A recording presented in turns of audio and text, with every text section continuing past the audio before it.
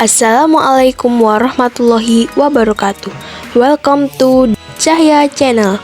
Jadi, sekarang saya berada di Desa Alian, Kecamatan Rogo Jampi, Kabupaten Banyuwangi. Berada di Makam Buyut Wongso Kenongo yang sedang direnovasi. Sekarang masih tahap pemasangan batako. Sambil menonton videonya, saya akan menceritakan asal mula upacara adat Kebon dan berdirinya Desa Alian. Tonton sampai akhir ya, dan jangan lupa like, komen, dan subscribe.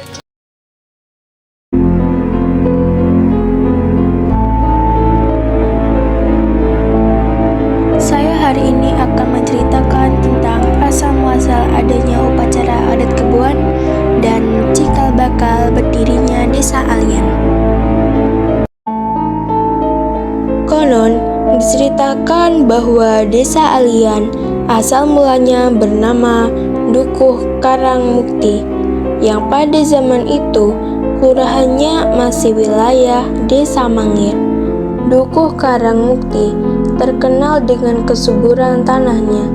Oleh karena itu, tidak beberapa lama dukuh tersebut menjadi banyak penduduknya. Namun, yang mula bertempat tinggal dan yang membuka lahan pertanian serta perkampungan ialah Buyut Wongso Kenongo bersama istri dan 2 orang anaknya yang bernama Den Pringgo dan Den Peki. Selain terkenal dengan ketampanannya, Den Pringgo dan Den Peki juga terkenal dengan sikapnya yang jujur, arif bijaksana, santun, sabar, dan rajin lelaku atau berpuasa.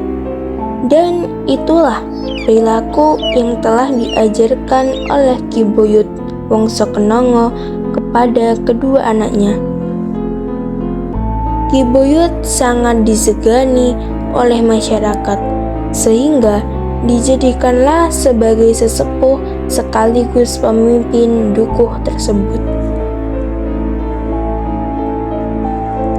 Alkisah. Pada suatu masa, datanglah musim paceklik yang disebabkan oleh kemarau panjang. Di luar Dukuh Karangmukti, para petani tidak bisa menggarap sawahnya dalam waktu yang lama disebabkan tidak ada air. Karena itulah banyak orang yang datang meminta sedekah dikarenakan kelaparan. Namun, sedikit sekali orang yang memberi sedekah, bahkan hanya orang-orang yang keadaan ekonominya pas-pasan yang mau memberi sedekah. Padahal, sebagian besar penduduk mempunyai sebuah lumbung besar penuh berisi padi. Karena itulah, keamanan Dukuh Karangmukti terganggu oleh banyaknya pencuri masuk ke dukuh tersebut. Rumah dan tanaman milik Ki Buyut sama sekali tidak tersentuh oleh pencuri. Namun, satu-satunya orang yang paling prihatin ialah Ki Buyut sekeluarga. Pada suatu hari, di saat keluarga Ki Buyut berkumpul dan membicarakan tentang keamanan penduduknya yang terus-menerus diganggu pencuri dan banyak harta benda juga padi di dalam lumbung yang diambil pencuri. Den Pringgo dan Den Peki mendadak merasa tertuntut untuk ikut bertanggung jawab dan merasa berdosa besar apabila tidak segera berbuat sesuatu untuk mengembalikan keadaan seperti semula. Menjelang tengah malam, Den Pringgo dan Den Peki mohon izin dan doa restu Ki Buyut dan Nyi Buyut untuk bertapa, dan beliau pun direstui. Buyut Kakung Putri, sepeninggalan kedua anaknya, tetap melakukan puasa dan berdoa setiap malam. Diceritakan setelah belasan hari sepeninggalannya, Den Pringgo dan Den Peki Pada suatu malam, Buyut Putri dalam semedinya mendapat bisikan bahwa semua penduduk diminta selamatan bersama-sama dan mengumpulkan uang seikhlasnya untuk ditaburkan kepada anak-anak di suatu tempat.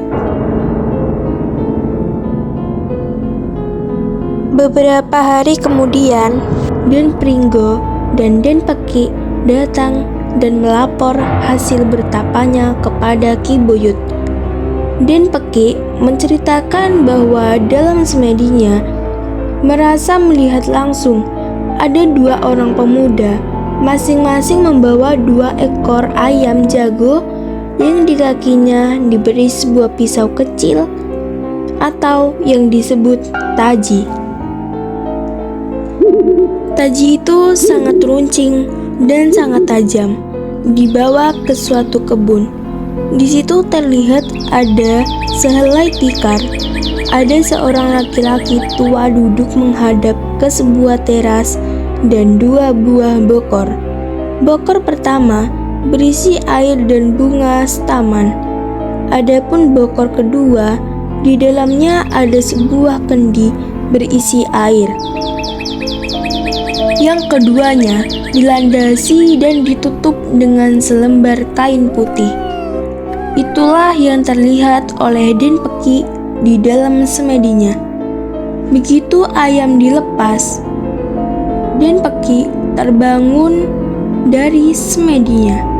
Adapun Den Pringgo merasa bermimpi ada di suatu tempat, menyaksikan seperti yang diceritakan Den Peki.